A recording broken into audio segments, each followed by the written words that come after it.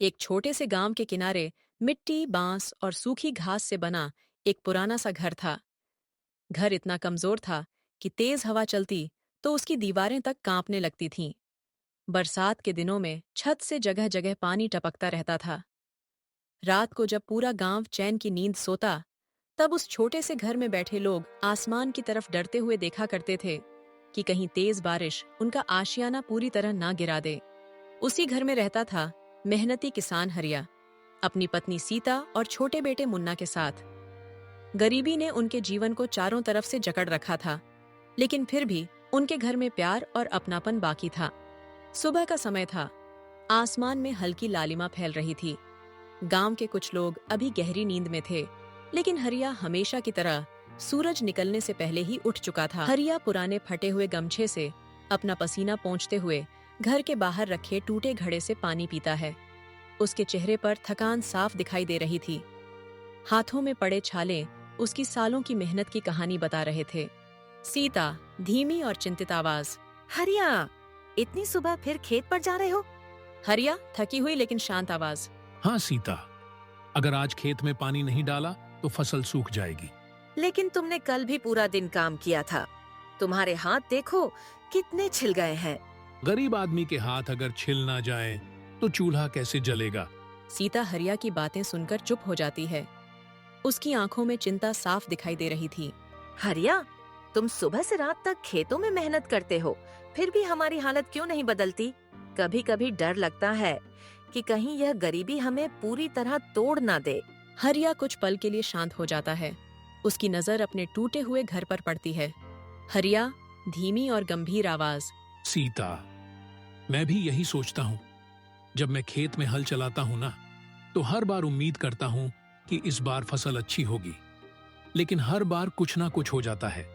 कभी सूखा पड़ जाता है, कभी तूफान सारी मेहनत बहा ले जाता है, और कभी कीड़े पूरी फसल खा जाते हैं। लेकिन मैं हार नहीं मान सकता। अगर मैं टूट गया तो हमारा परिवार बिखर जाएगा। इतने में अंदर से छोटे कदमों की आवाज आती है। उनका बेटा मुन्ना उनींदी आंखों से बाहर आता है। माँ, आज खाने में क्या बनेगा? सीता और हरिया एक दूसरे की तरफ देखने लगते हैं। दोनों की आंखों में मजबूरी साफ दिखाई दे रही थी। आज मैं तेरे लिए गरम रोटी बनाऊंगी बेटा। सच माँ? सीता जवाब तो दे देती है, लेकिन उसे खुद नहीं पता था कि घर में बचा हुआ आखिरी आटा भी खत्म होने वाला है। बाबा, क्या हम हमेशा गरीब ही रहेंगे? ये सवाल सुनकर हरिया के चेहरे की मुस्कान गायब हो जाती है। गांव के बाकी बच्चों के पास नए कपड़े हैं, खिलौने हैं, लेकिन हमारे पास क्यों नहीं? बेटा, गरीब होना कोई शर्म की बात नहीं होती। शर्म की बात तब होती है जब इंसान मेहनत करना छोड़ दे। लेकिन बाबा, क्या भगवान सच में हमारी सुनते हैं? अगर सुनते हैं तो हमें इतना दुख क्यों देते हैं? क्या हम कुछ गलत कर रहे हैं? हरिया अपने बेटे के पास जाता है और उसके सिर पर हाथ फेरता है। हरिया, प्यार और भरोसे वाली आवाज। नहीं बेटा, हम कुछ गलत नहीं कर रहे। कभी कभी भगवान अच्छे लोगों की परीक्षा लेते हैं ताकि वह और मजबूत बन सके, और मुझे पूरा भरोसा है एक दिन हमारी मेहनत जरूर रंग लाएगी। मुन्ना धीरे से मुस्कुराता है। उसे अपने बाबा की बातों पर पूरा भरोसा था। उस दिन हरिया खेत पहुंचा। सूरज धीरे धीरे तेज होता जा रहा था। गर्मी इतनी थी कि जमीन तक तप रही थी। तेज धूप, पक्षियों की आवाज। हरिया घंटों खेत में काम करता रहा। उसके कपड़े पसीने से भीग चुके थे, लेकिन शाम तक भी उसे समझ आ गया कि इस बार की फसल से घर नहीं चल पाएगा। हरिया थकी हुई आवाज में खुद से, अब क्या करूंगा? घर में अनाज भी खत्म हो गया है। कुछ देर सोचने के बाद हरिया ने फैसला किया। हरिया, मुझे जंगल जाना होगा। अगर ज्यादा लकड़ियां मिल गईं, तो शायद उन्हें बेचकर कुछ पैसे आ जाएं। अगली सुबह हरिया कुल्हाड़ी लेकर जंगल की ओर निकल पड़ा। वह जंगल गांव से काफी दूर था। गांव वाले उस जंगल में जाने से डरते थे। कहते थे कि वहां कई रहस्य छुपे हुए हैं। जैसे जैसे हरिया जंगल के अंदर जाता गया, चारों तरफ का माहौल बदलने लगा। पेड़ इतने ऊंचे थे कि सूरज की रोशनी भी मुश्किल से जमीन तक पहुंच रही थी। आज कुछ ज्यादा लकड़ी काटनी होगी, चाहे जितनी मेहनत करनी पड़े। मुझे अपने परिवार के लिए कुछ ना कुछ करना ही होगा। अचानक तेज हवा चलने लगी। पेड़ों की टहनियां जोर जोर से हिलने लगीं। ऐसा लग रहा था जैसे जंगल किसी अनजान रहस्य को छुपा रहा हो। रहस्यमयी हवा, सूखी टहनियों के टूटने की आवाज। हरिया के कदम अचानक रुक गए। उसे ऐसा महसूस हुआ जैसे कोई उसकी हर हरकत को देख रहा हो। रहस्यमयी आवाज गूंजती हुई। हरिया, तुम बहुत थक चुके हो। हरिया, घबराई आवाज। कौन है? सामने आओ। हरिया डरकर इधर उधर देखने लगा, लेकिन वहां कोई दिखाई नहीं दे रहा था। रहस्यमयी आवाज। तुम्हारी मेहनत, तुम्हारा दर्द, सब देखा है मैंने। हरिया डर और हैरानी से। कौन हो तुम? छुपकर बातें क्यों कर रहे हो? तभी सामने खड़े विशाल बरगद के पेड़ के पीछे से एक बूढ़ा फकीर धीरे धीरे बाहर आया। उसके हाथ में पुरानी लकड़ी की छड़ी थी और उसकी आंखों में अजीब सी चमक थी, जैसे वह हरिया के दिल का हर राज जानता हो। हरिया, डरी हुई आवाज। आप कौन है? फकीर बाबा, शांत और गहरी आवाज। डरो मत हरिया, मैं तुम्हारा दुश्मन नहीं हूँ। हरिया डर गया और जंगल का माहौल और भी डरावना हो चुका था। लेकिन आपको मेरा नाम कैसे पता? जिस इंसान की मेहनत आसमान तक पहुंच जाए, उसका नाम छुपा नहीं रहता। हरिया कुछ समझ नहीं पा रहा था। उसे लग रहा था जैसे वह कोई सपना देख रहा हो। बाबा, मैं तो बस एक गरीब किसान हूँ। मेरे पास ना पैसा है, ना ताकत, ना पहचान। नहीं हरिया, इंसान की असली पहचान उसके कपड़ों या धन से नहीं होती। उसकी पहचान उसके कर्मों से होती है, और तुम्हारे कर्म बहुत अच्छे हैं। हरिया की आंखें नम हो जाती हैं। शायद पहली बार किसी ने उसकी गरीबी नहीं, उसकी मेहनत देखी थी। अगर मेरी मेहनत इतनी अच्छी है, तो फिर भगवान हमें इतना दुख क्यों देते हैं बाबा? क्योंकि भगवान तुम्हें कमजोर नहीं, मजबूत बनाना चाहते हैं। जिस इंसान ने दर्द सहा हो, वही दूसरों का दर्द समझता है। हरिया, तुम्हारे दिल में लालच नहीं है, इसलिए मैं तुम्हें एक मौका देना चाहता हूँ। इतना कहकर फकीर बाबा अपनी झोली खोलते हैं। झोली के अंदर से सुनहरी रोशनी निकलने लगती है। हरिया की आंखें आश्चर्य से बड़ी हो जाती हैं। ये क्या है बाबा? फकीर बाबा अपनी हथेली पर एक छोटा सा चमकता हुआ बीज रखते हैं। वह बीज किसी तारे की तरह चमक रहा था। यह कोई साधारण बीज नहीं है। इसे अपने खेत में बो देना। अगर तुम्हारा दिल साफ रहा, तो यह तुम्हारी किस्मत बदल देगा। क्या सच में इससे हमारी गरीबी खत्म हो जाएगी? हो सकती है, लेकिन याद रखना, इस जादू का सबसे बड़ा दुश्मन लालच है। अगर तुम्हारे आसपास किसी के मन में लालच आया, तो यह जादू हमेशा के लिए खत्म हो जाएगा। मैं वादा करता हूँ बाबा, मैं कभी लालच नहीं करूंगा। मैं सिर्फ अपने परिवार की जरूरत पूरी करूंगा और बाकी जरूरतमंदों की मदद करूंगा। फकीर बाबा मुस्कुराते हैं, फिर धीरे धीरे धुएं की तरह हवा में गायब होने लगते हैं। बाबा, रुको, आप कौन हैं? जब इंसान सच्चे दिल से मेहनत करता है, तब भगवान किसी न किसी रूप में उसकी मदद जरूर करते हैं। अगले ही पल वहां सन्नाटा छा गया। फकीर बाबा गायब हो चुके थे। हरिया कांपते हाथों से उस चमकते हुए बीज को अपनी मुट्ठी में पकड़ लेता है और तेजी से घर की ओर दौड़ पड़ता है। तेज कदमों की आवाज। सीता, चिंतित आवाज। हरिया, क्या हुआ? तुम इतने घबराए हुए क्यों हो? सीता, आज जंगल में मेरे साथ कुछ अजीब हुआ। हरिया पूरी बात सीता को बताता है। पहले तो सीता को विश्वास नहीं होता, लेकिन जब वह चमकता हुआ बीज देखती है तो उसकी आंखें हैरानी से फैल जाती हैं। सीता, हे भगवान, ये तो सच में चमक रहा है। बाबा, क्या ये जादुई बीज है? शायद बेटा। उस रात हरिया पूरे विश्वास के साथ बीज बो देता है। हे भगवान, अगर यह सच में कोई चमत्कार है, तो मेरे परिवार की मदद करना।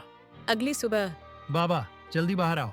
हरिया और सीता घबराकर बाहर दौड़ते हैं, लेकिन सामने का नजारा देखकर उनके कदम वहीं रुक जाते हैं।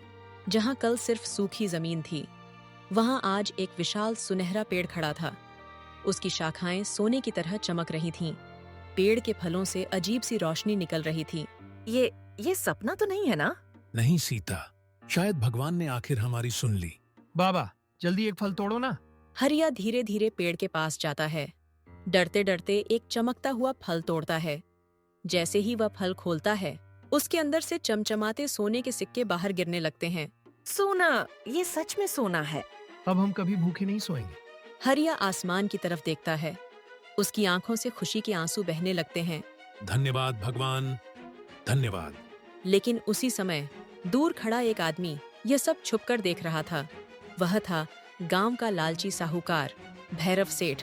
एक गरीब किसान और इतना बड़ा खजाना? नहीं, यह सब उसका नहीं हो सकता। यह पेड़ तो मेरे पास होना चाहिए। भैरव सेठ की आंखों में लालच साफ दिखाई दे रहा था और यही लालच आगे चलकर सब कुछ बदलने वाला था। अगर यह पेड़ मेरे पास आ जाए तो मैं पूरे इलाके का सबसे अमीर आदमी बन जाऊंगा। लोग मेरे सामने सिर झुकाएंगे। नहीं, यह खजाना उस गरीब हरिया के पास नहीं रहना चाहिए। उधर हरिया और उसका परिवार खुशी से झूम रहा था। कई सालों बाद उनके घर के चूल्हे में भरपेट खाना बना था। मिट्टी के छोटे से घर में पहली बार हंसी गूंज रही थी। माँ, आज तो मैं पेट भरकर खाना खाऊंगा। हाँ बेटा, आज भगवान ने हमारी सुन ली। लेकिन हरिया के चेहरे पर खुशी के साथ साथ चिंता भी थी। उसे फकीर बाबा की बात याद थी। अगर किसी के मन में लालच आया तो जादू खत्म हो जाएगा। सीता, हमें बहुत संभल कर रहना होगा। ये दौलत हमें बदलनी नहीं चाहिए। तुम चिंता मत करो हरिया, हम पहले भी अच्छे थे और आगे भी वैसे ही रहेंगे। अगले कुछ दिनों में हरिया ने सिर्फ उतना ही सोना लिया जितनी जरूरत थी। उसने गांव के गरीब लोगों की मदद करनी शुरू कर दी। किसी के घर में खाना नहीं होता तो हरिया अनाज पहुंचा देता। किसी के पास दवाई के पैसे नहीं होते तो वह मदद कर देता। एक गांव की औरत बोली, भगवान तुम्हारा भला करे हरिया, तुमने मेरे बच्चों को भूखा मरने से बचा लिया। बूढ़ा आदमी, आज के समय में तुम्हारे जैसा इंसान बहुत कम मिलता है बेटा। धीरे धीरे पूरे गांव में हरिया की अच्छाई की चर्चा होने लगी।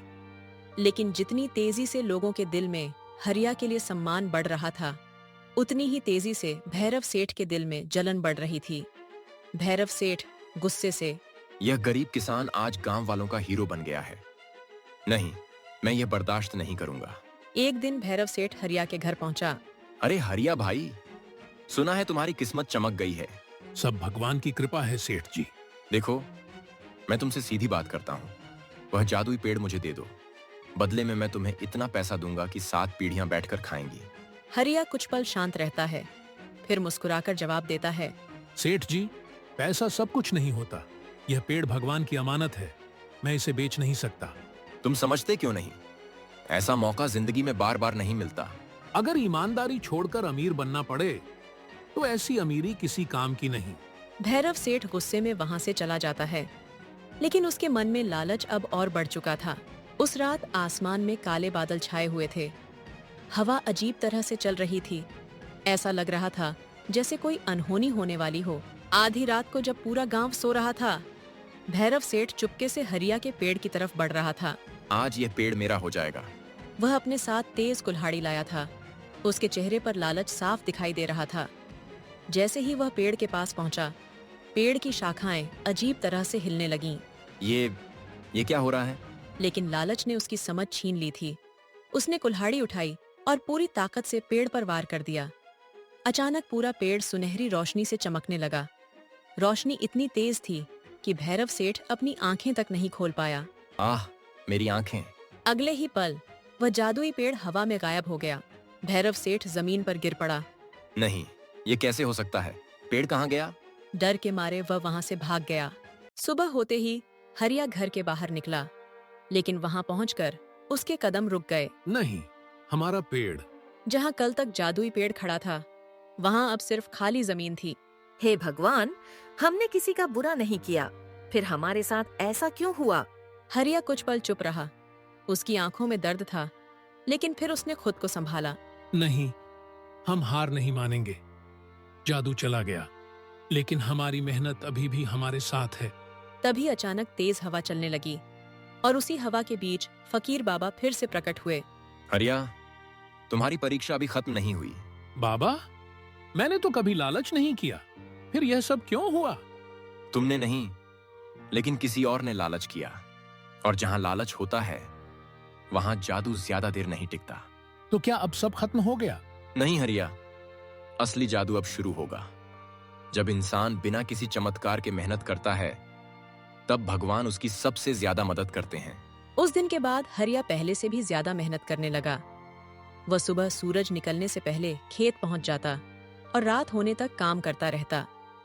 कभी तेज धूप उसे जलाती, कभी बारिश उसे भिगो देती, लेकिन इस बार उसके हौसले पहले से ज्यादा मजबूत थे। हरिया, थोड़ा आराम कर लो। अभी नहीं सीता, अब मुझे समझ में आ गया है कि असली ताकत जादू में नहीं, मेहनत में होती है। धीरे धीरे महीनों बीत गए और फिर एक दिन मुन्ना खुशी से चिल्लाते हुए बाबा जल्दी आओ। हरिया और सीता दूसरे खेत की तरफ दौड़े और इस बार उसकी आंखों में खुशी के आंसू आ गए। पूरा खेत सुनहरी फसलों से लहरा रहा था। इस बार वहां कोई जादुई पेड़ नहीं था, सिर्फ मेहनत का फल था। हरिया, हमारी फसल पहले से भी ज्यादा अच्छी हुई है। हाँ सीता, क्योंकि इस बार इसमें जादू नहीं, हमारी मेहनत मिली है। उधर भैरव सेठ का व्यापार धीरे धीरे खत्म हो चुका था। लोग उससे दूर हो गए थे। लालच ने मुझसे सब कुछ छीन लिया। काश मैंने हरिया की तरह मेहनत करना सीखा होता। आखिरकार एक दिन वह हरिया के पास गया। भैरव सेठ, आंखों में आंसू। हरिया, मुझे माफ कर दो। मैंने ही उस रात पेड़ काटने की कोशिश की थी। हरिया कुछ पल शांत रहा, फिर मुस्कुराया। अगर इंसान को अपनी गलती का एहसास हो जाए तो वही सबसे बड़ी सजा होती है। मैं तुम्हें माफ करता हूँ सेठ जी। धीरे धीरे हरिया का परिवार खुशहाल हो गया। इस बार किसी जादुई पेड़ की वजह से नहीं, बल्कि मेहनत, ईमानदारी और अच्छे दिल की वजह से। तो बाबा, असली जादुई किसान तो आप ही हो। नहीं बेटा, असली जादू हर इंसान के अंदर होता है, बस उसे पहचानने की जरूरत होती है। और इसी के साथ यह कहानी हमें सिखाती है कि जिंदगी में मेहनत और ईमानदारी से बड़ा कोई जादू नहीं होता।